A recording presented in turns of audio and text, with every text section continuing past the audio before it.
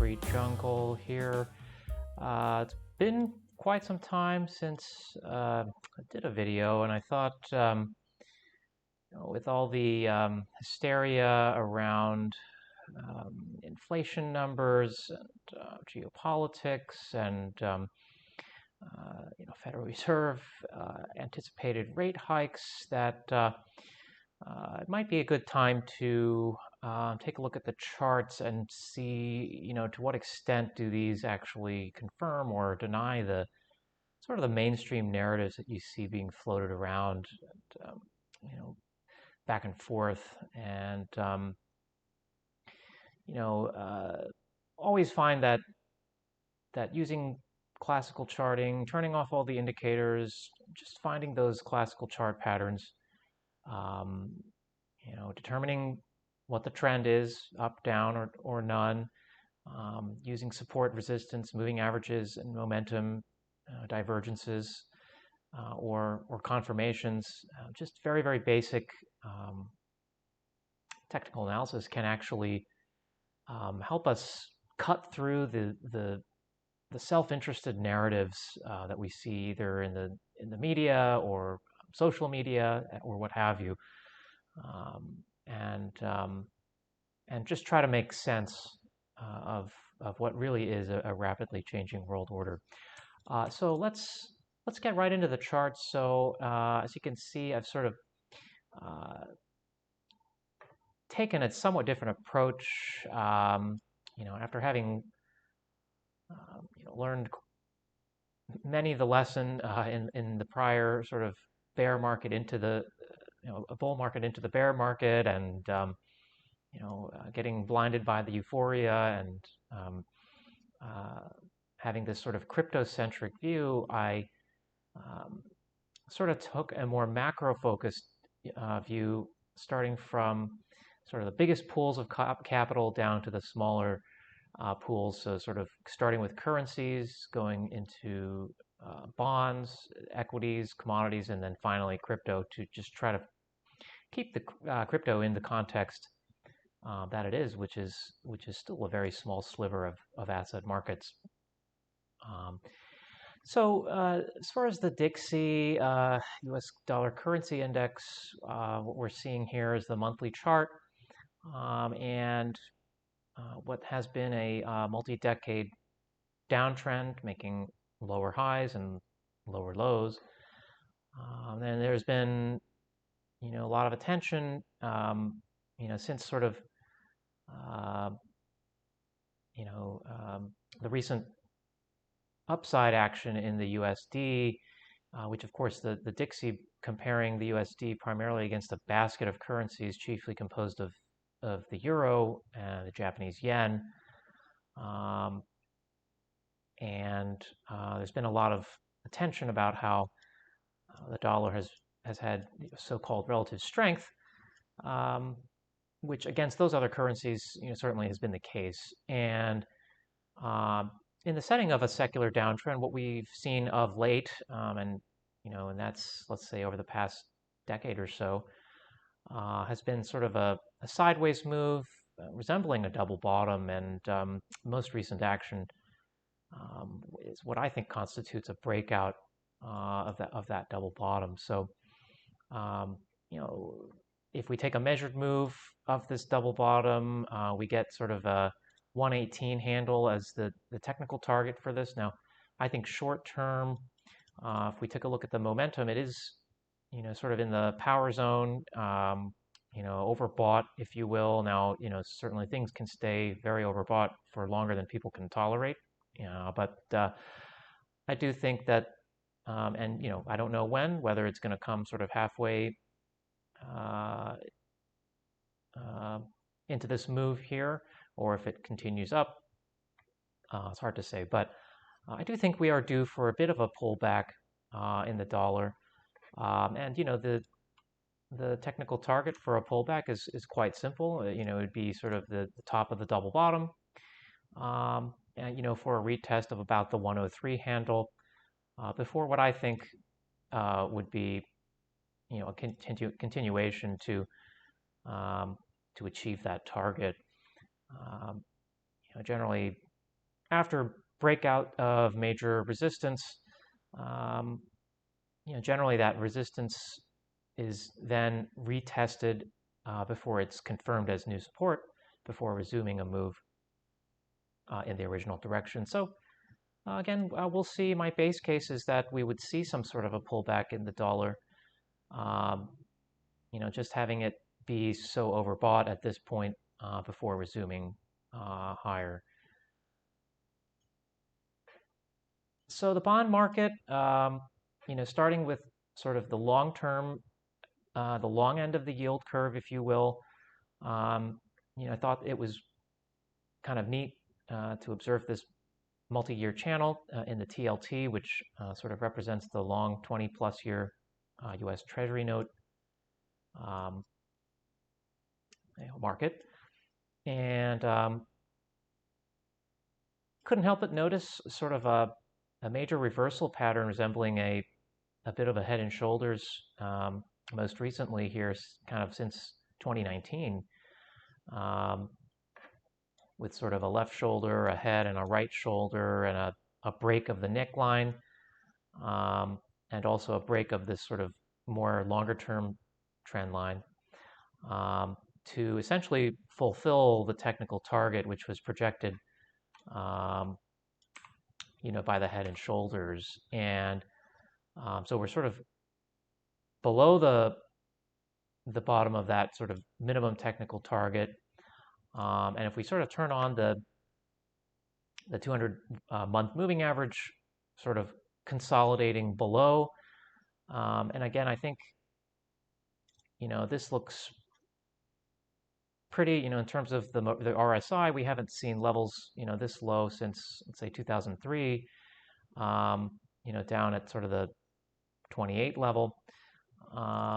So I think this, technically, and again, it could have farther to go, but generally after a breakdown of a major trend line such as one of these, I would expect a sort of a retest of the underside, a so-called bearish retest of the underside of the channel, before either continuing its downtrend, which it has been, since, let's say, March 2020, or let's say breaking above and regaining and recapturing the channel. It's just have to see how it interacts with that trend line, if and when it does come back. But I do think that this is due for a bit of a relief back up. But we'll just have to see how the bond market interacts with this moving average, this technical target, and then of course this trend line above. So the 10-year U.S. Treasury note yield, I've covered this in past videos, and I've sort of commented on the 200-month moving average never having been broken above until of late, when, after this sort of what I think, again, being a major reversal pattern, breaking above and testing it as support before resuming quite a bit higher, and now we're sort of consolidating at the midpoint of this sort of technical measured move. It's kind of interesting that I was almost expecting a bit of a head and shoulders short term here, and thought, okay, here we go. Here's the head and shoulders, the break of the neckline. But then kind of something a little unusual happened here. It started forming this sort of ascending triangle, consolidating about the neckline here, which I thought was kind of interesting, followed by a break above. And that caught me off guard because I was expecting a move down to sort of retest this 200-day moving average, but instead what it did was that it kind of failed this, what I thought was a head and shoulders, and turned out not to be, and moved up. So just goes to show you that, um, the chart will give you clues that maybe something is heading a different way. And in this case, I think it was trying to tell the market that um, it was getting ready to head higher. So pretty neat here how you can combine the long term with the short term, and get a sense of where things are headed. So the 2-year Treasury note yield, sort of towards the shorter end of the yield curve, and I suppose more influenced um, by the federal funds rate, which of course is the shortest term overnight rate for interbank lending. But when they sort of compare the 10-year to the um, to the 2-year as sort of the yield curve, if you will. And now I'm just observing that the 2-year is 3.79, whereas the 10-year is 3.4. So it's still an inverted yield curve where the short end is actually offering a higher yield than the long end. And you'll hear about that as sort of a significant economic indicator, or maybe some will say it's a leading indicator. In this case, maybe we're living through it, the effects on the real economy. But in any case, I started looking at this chart because just how kind of strange it looked, and just especially of late. And when you think about sort of these boom bust cycles that we've had over the years, whether you call it the business cycle or the credit cycle, it's interesting how this chart has actually given clues about when the liquidity was sort of, cheap, if you will, and then signs that given by the chart that the period of cheap liquidity was about to end. So, for example, during this period in the 1990s, we sort of had this triple bottom here before heading back up. Now, I don't think that this measured move actually worked. So maybe there's the undue influence of central of central banks, or the sort of the unilateral interest of central influence of central banks playing out there rather than the free market. But it's interesting how this chart gave you sort of the clues that, well, we were, I don't know if that it could have predicted a 110% increase in rates from the bottom there, but it certainly turned out to be a bit of a bottom indicator for those rates. Kind of similar although I would say much more difficult to to kind of foretell here, but with sort of this very atypical or kind of steep sloped head and shoulders reversal pattern. And in this case, from the bottom to the top in terms of the short-term yields was a 371% increase in yields between from this 2003 to sort of 2006 period. And then we had this period from sort of 2008, great financial crisis, to, let's say, 2016, and what looks more convincingly like a head and shoulders, a break above. And, I sort of drew this technical target in terms of a proposed technical target. Now, it hasn't really played out for the prior two, which I did, before recording this. But, if you were to say, let's say, take this, a 6.69% short-term yield. But I also thought what was really fascinating was just the sheer magnitude of increase of yield. So when you take the bottom here from, let's say, the March 2020 crisis up to the current yield, that's a 3,475% increase in the yield. So you're talking about an enormous withdrawal of liquidity in relative terms compared to any previous period that's at least on this chart. So that's that's pretty amazing. And when you go to um, the shorter term time frame, I'm seeing sort of a bit of an ascending wedge, which looks like it sort of is wanting to break out or has broken out. And just out of curiosity, so I guess I'm just curious here if what this move would be. Okay, so that if this fulfills would sort of get us up to the 4.75% range in terms of the 2-year yield. So I just thought this was really interesting that you know the power of technical analysis just sort of even the central banks are giving us clues, and it may not even necessarily be in their rhetoric, uh, uh, hawkish or dovish.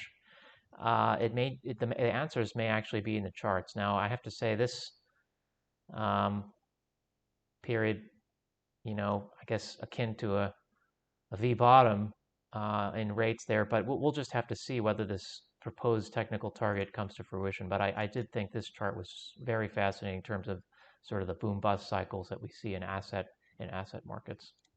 Of course, and real estate has gotten a lot of attention of late. Many of the crypto channels, I guess, out of boredom or just out of sort of what everybody else is talking about, have turned their attention to the real estate market, and certainly, what we see in the bond markets spills over into the real estate market as mortgages originations have seen quite a drop in demand. You're seeing 22-year drop in demand, and basically over a 2x increase in the rate of your average 30-year fixed rate U.S. mortgage from below 3% up to now essentially 6%. So certainly the narrative you hear is that affordability is becoming an issue, and certainly in those markets that are most inflation sensitive, those who are living paycheck to paycheck, let's say, they may very well be more incentivized to perhaps sell the equity that they've earned on their real estate purchase from previously, in order to let's say fund their their basic necessities. And of course, that will increase the renter pool, for that market, and may highlight a potential area of opportunity for those looking at sort of disproportionate rental demand in that segment. In terms of higher end real estate, I think those with the incomes that would be able to withstand the increase in rates may actually be relatively less affected in terms of the increase in mortgage rates, and may actually be able to take advantage of opportunities in the market as a buyer now, without having to have bidding wars on properties, and without having to waive all the contingencies and whatnot, and inspections. So sort of depends what segment of the market you're looking at and where you are. But I think that it's certainly based on what I'm seeing in terms of the rates, I do think that mortgage rates are going to continue higher with bond yields moving forward. So the equity markets, S&P 500. I've shown this before, sort of back of the napkin trend lines here, but turned out to be turned out not to be invalidated, at least as of yet. And so we're sort of flirting with this trend line here, situated between this sort of major trend line between two pivot lows, and then what looks to have been formed as a resistance above.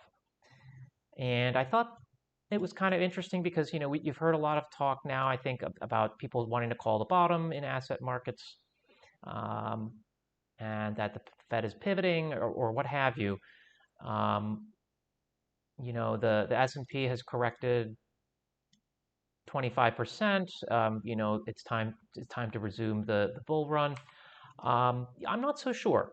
I'm not so sure, and mostly, what I'm seeing price-wise is a bit of a coiling into a bit of a triangle here, short term, but also a bit of a momentum divergence. So we have sort of this,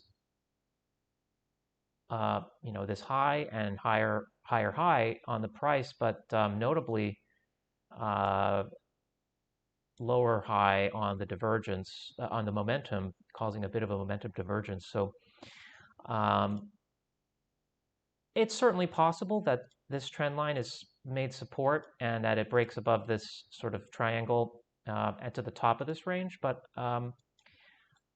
let's see is sort of my position on that. Um, so, of late, especially today, after the inflation print, which, we saw this sort of gap down. And so sort of notice we've made this trend line. This is super short term, but, 1, 2, 3, and then a big gap down without having touched this trend line. So I wouldn't be surprised if we actually broke below and started heading for this sort of more major trend line. We'll have to see. Of course, that would put us at, let's say, the 3,000-ish area for the S&P, which would be another good 22 to 25% down from here. But we'll just have to see. But obviously, we'll be following this one pretty closely. So the gold chart, again, you'll hear the gold bug sort of talk about the cup and handle and how it's headed to 5 digits or whatever. I'm not so sure about that, but I do think that we have been consolidating around this major pivot level for some time, and that we are sort of at the bottom of this range here. And so, whether this is sort of 1, 2, 3, 4, and then the final break, until we, sort of head lower, or if this would serve as a natural level of support before resuming, higher, I think remains to be seen. But I do think that the sentiment on precious metals has been quite bearish throughout this sort of sideways period.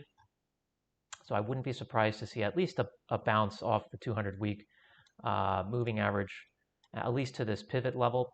And then we'll have to see sort of whether this makes it up to the top of the range from here or continues down from there. So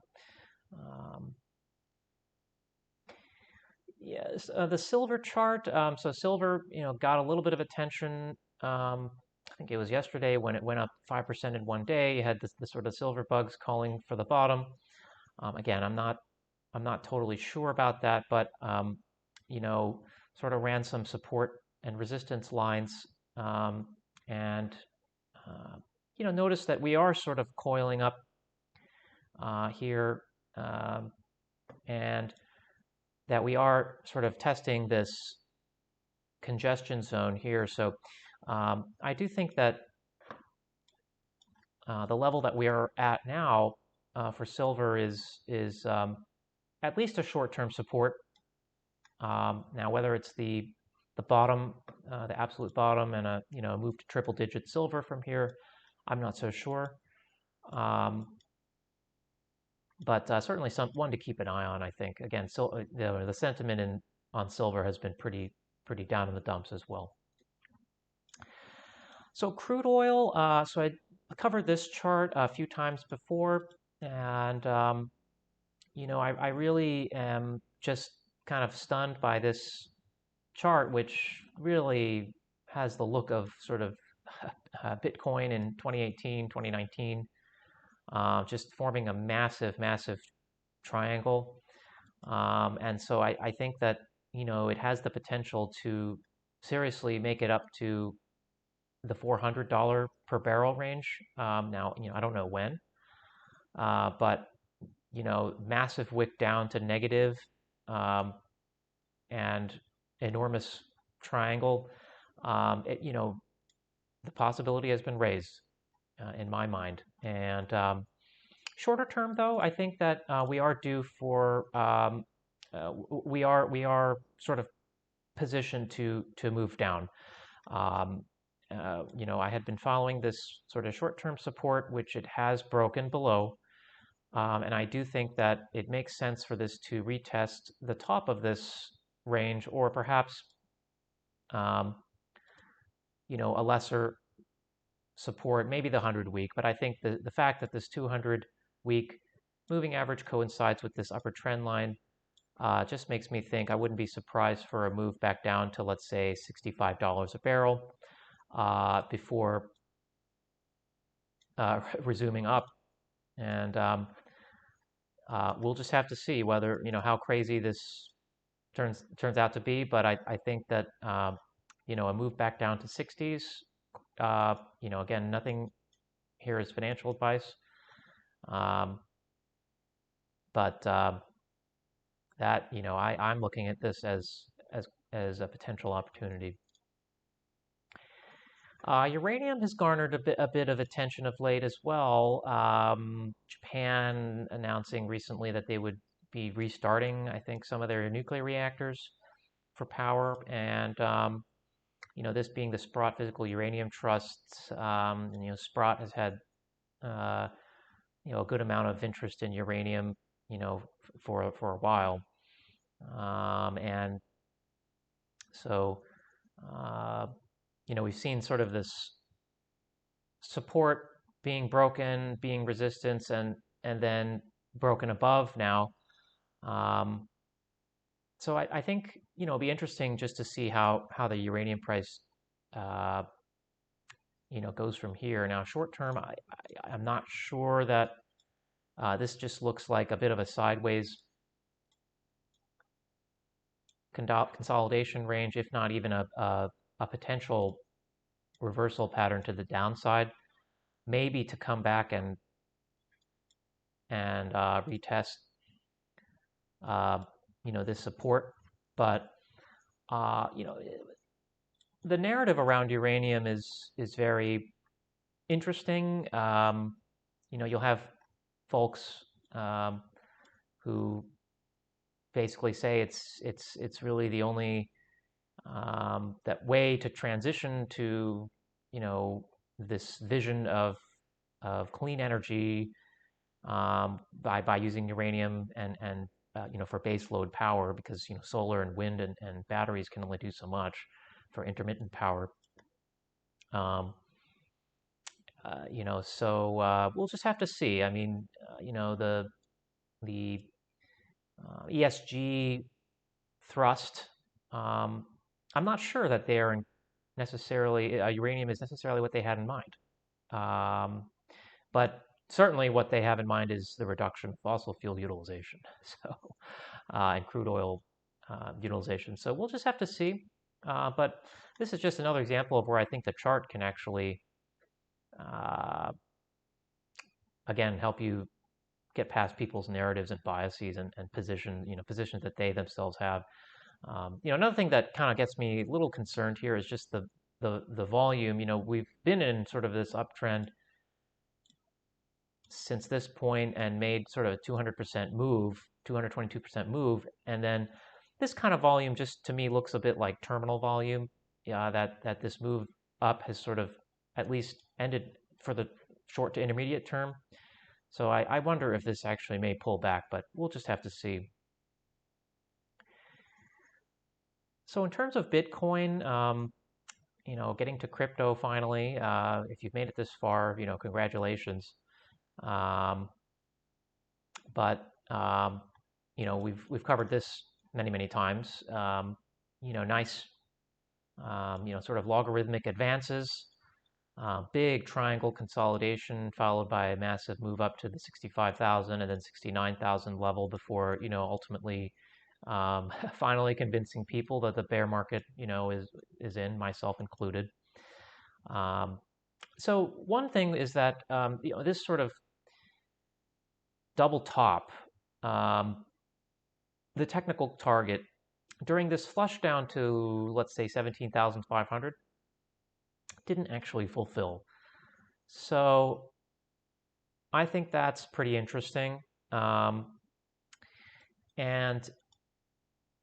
if you don't know of Bob Lucas, I think probably most of the folks who are going to be watching this, at least initially, are going to know who Bob Lucas is. But if you don't, I would highly encourage you to watch his latest videos on his YouTube channel, where he talks about sort of the approaching end of the current 4-year cycle, and sort of anticipating that.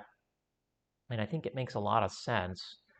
But just being one piece of information out of many out there, of course. But I do think that with this latest sort of 6-day cycle, or most recent short-term action in Bitcoin, we had this 10% move up in one day, which got a lot of people excited, and then the inflation thing comes out a little higher than people were expecting, and now everybody's back to being bearish. So I think that let's say, right, if this turned out to be some sort of a reversal, not a reversal, but a bearish, let's say, continuation pattern, let's say looking something like that, with us sort of forming the right shoulder right now, where would that sort of take us? Well, if we do sort of again, a measured move, and let's say it broke down sometime in the near future, that would put us at about 15,000 or so. And then if we take sort of a more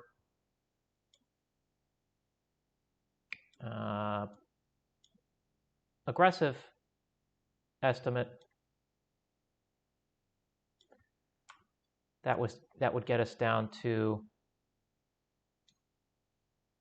and this needs to be over here, so 14,500 down to, let's say, the 13,000 area.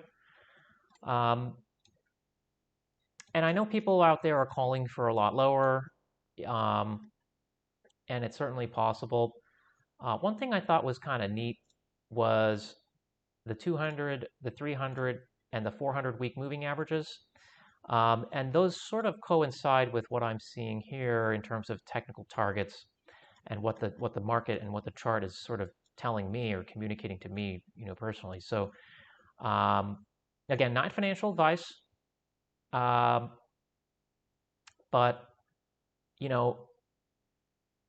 I think that I'll put it this way: the risk now at 20,000 is certainly much lower than that, and then at 69,000. Okay, that's basically like saying nothing. But I think also position sizing, portfolio allocation, accumulation strategies are still important. I'm not sort of going all in on anything, but I'm thinking about all these things in sort of as considered and as measured and rational fashion as I can. And the chart is, I just listen to what the chart tells me, and I trust my interpretation of it, and try to think of all the different scenarios, and then at some point you have to make a decision for yourself, based on your assessment, your individual, your conclusion, not somebody else's.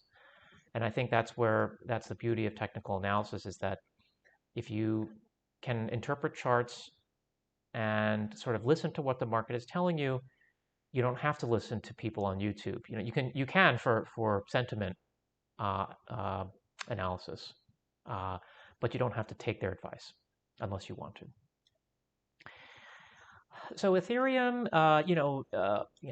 it's a lot of talk about the merge and whatnot. I'm sort of less interested in the USD chart as I am the sort of the ETH to Bitcoin chart, which we'll cover, last year. But one thing I did notice was that it did fulfill this when it wicked down to sort of the 880 level. It did fulfill a technical target made by this double top. So I thought that's kind of interesting. I'm honestly still looking for clues on this chart. It's not really,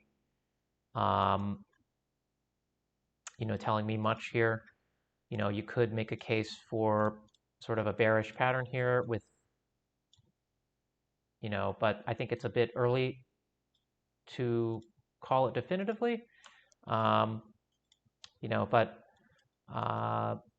whether or not that actually materializes, I'm not so sure. But it has certainly made a nice run from that sort of $880, wick down. But I think that, rather than trying to trade the news event of the merge, what I'll probably be doing is focusing more on what Bitcoin is doing and just paying attention to that in terms of ETH being a higher beta play relative to Bitcoin in that regard. Bitcoin dominance, again, shown this chart many times, at a bit of an inflection point here. So it has been going down over the course of Bitcoin's existence.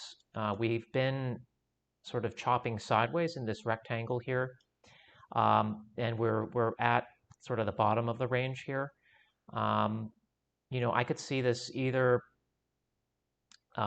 going back up to test the top of the range,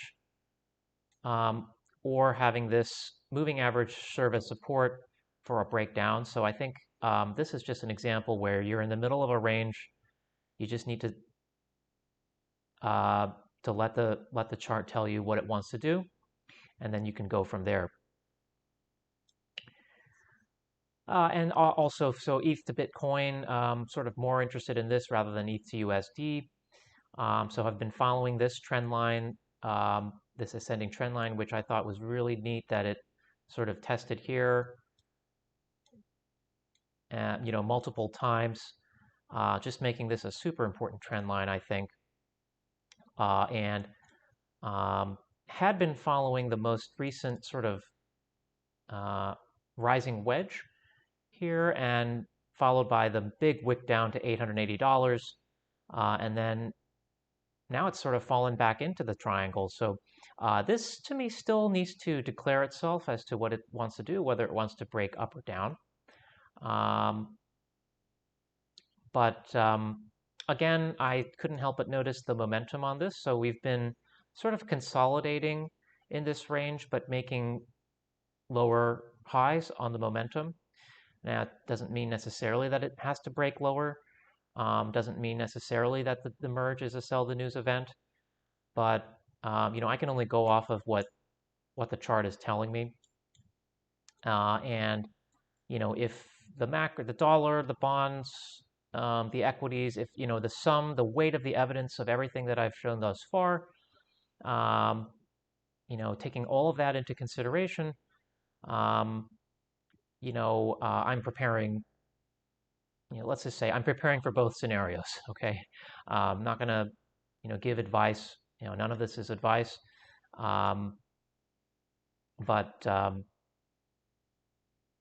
There's nothing to say this couldn't break above as well. But hey, we're getting close. We're getting close. This is going to need to tell us pretty soon. So it'll be really interesting to watch. So, all right. So if you made it this far, congratulations and thank you. You might as well give the video a like, and feel free to leave a comment down below. Let me know what you agree with, disagree with, and suggestions for things to cover in future videos. Thanks very much.